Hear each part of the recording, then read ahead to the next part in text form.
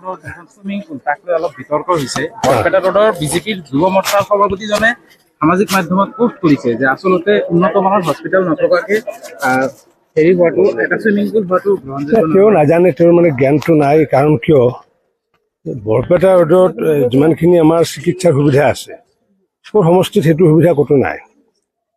কাৰণ ইয়াতে এখন FRO আছে, 17জন ডক্তৰ। ইয়াতে হেৰিয়ে ক'ব পাৰোঁ আমি মানে এক্সৰে, ছ'ন'গ্ৰাফি, ইয়াতে গোটেইখিনি সুবিধা।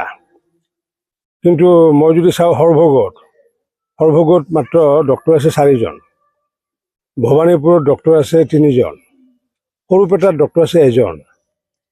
গতিকে মই বৰপেটা ৰোডখনৰ MLA নহয়তো। বৰপেটা ৰোড য'ত নেকি 17জন আছে, 17জন য'ত থাকে, মই এতিয়া চেষ্টা চলাম ক'ত যাতে সৰুপেটাত বৃদ্ধি কৰিব পাৰোঁ ডক্তৰ, মই যাতে বৃদ্ধি ভৱানীপুৰত কৰিব পাৰোঁ, মই যাতে গোবৰ্ধনাত বৃদ্ধি কৰিব পাৰোঁ চাব চেণ্টাৰত, মই যাতে সৰভোগত বৃদ্ধি কৰিব পাৰোঁ। কাৰণ কিয় অকল বৰপেটা ৰোডৰ মানুহেতো চিকিৎসা পাই থাকিলে নহ'ব। ইয়াৰ পৰা 20 কিলোমিটাৰ গ'লে এখন মেডিকেল কলেজ হস্পিটেল আছে, আৰু ইয়াতে যদি এখন FRO আছে, FRO হৈছে লাৰ্জেষ্ট সেয়া। গতিকে সেইখনত কৰি যদি ওপৰত যদি কিবা বনাবলগীয়া আছে তেতিয়াহ'লে মেডিকেল কলেজ বনাব লাগিব।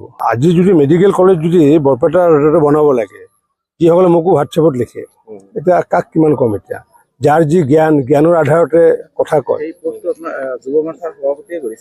যোনে নহওক মোক বহুতে লিখি থাকে যে বৰপেটাৰ এখন ডাঙৰ হস্পিটেল লাগে।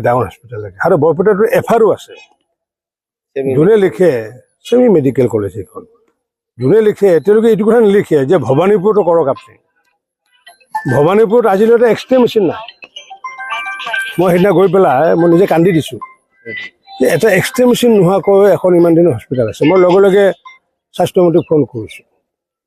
য'ত নেকি ভৱানীপুৰৰ মানুহে এক্সৰে মেচিন ইমান দিনে পোৱা নাছিলে, আমাৰ ইয়াতে ছ'ন'গ্ৰাফি হয়, এক্সৰে মেচিন আছে, 16টা ডক্তৰ আছে। তাৰপাছত যদি এইখন যদি কাৰোবাৰ নিজৰ টকা আছে যদি বনাই লওক, মই ক'বলগীয়া একো নাই। এইখন ইয়াতকৈ ডাঙৰ নহ'ব।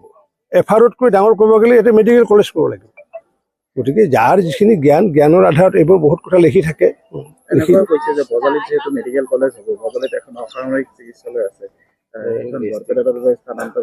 নাজানে, জ্ঞানৰ অভাৱ। এখন মানে জিলাত থাকে চিভিল হস্পিটেল, আৰু মানে একোখনকৈ জিলাত মেডিকেল কলেজ যে আছে। বৰপেটা ৰোডখন জিলা নেকি? বৰপেটা ৰোডখনটো জিলা নহয়। বৰপেটা ৰোডখন যিহেতু এতিয়া বৰপেটা জিলাত সংলগ্ন হৈ আছে, ইয়াৰ পৰা 20 কিলোমিটাৰ গ'লে হেৰিয়া। গতিকে বজালিত মেডিকেল কলেজ হ'ব। মুখ্যমন্ত্ৰী ডাঙৰীয়া ঘোষণা আছিলে যে প্ৰত্যেক জিলাত একোখনকৈ মেডিকেল কলেজ। বজালি যদি জিলা যদি আগতে হ'লেহেঁতেন তেতিয়া আগতে পালেহেঁতেন। যেনেকৈ বৰপেটা আজি কিমান বছৰ আগতে মেডিকেল কলেজ হ'ল। চব জেগাতে এইটো দিব নোৱাৰে নহয় চৰকাৰখনে। এইটো যদি কৰি থাকে এতিয়া বেলেগ কামেই কৰিব নোৱাৰিব। ৰেচন কাৰ্ডৰ চাউলেই দিব নোৱাৰিব চৰকাৰে, অৰুণোদয় দিব নোৱাৰিব। গতিকে মানুহে এইবিলাক কথা কৈয়ে থাকে। গতিকে বৰপেটাটো যিখন FRO তাতকৈ ডাঙৰ হস্পিটেল নহয়। আৰু উন্নয়ন ইনফ্ৰাষ্ট্ৰাকচাৰ মই বনাইছোঁ, বিল্ডিং এটা বনাইছোঁ। আমাৰ যিটো আছাম টেপ বিল্ডিং আছিলে সেইটো নতুনকৈ কাষত, আপোনালোকে তাতে গৈছে তাতে। আৰু যদি তাতে লাগে ডক্টৰ কোৱাৰ্টাৰ লাগে, আমি ডক্টৰ কোৱাৰ্টাৰ দিম। তাতকৈ সেইটো উন্নতি নহয়। আৰু কাৰণ কিয় মই চিকিৎসা পাব, বৰপেটাতো টকা পইচা থকা মানুহখিনি চিকিৎসা পাব, আৰু ভৱানীপুৰ সৰুপেটা সৰভোগৰ মানুহখিনি ঘৰে গাছ কাটি থাকিব নেকি?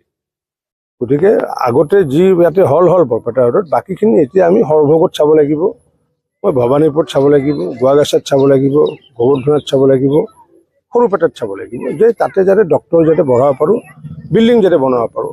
ভৱানীপুৰতো বিল্ডিং নাই, ইয়াতো বিল্ডিং আছে। ইয়াতে FRO, সৰুপেটাততো বিল্ডিং নাই।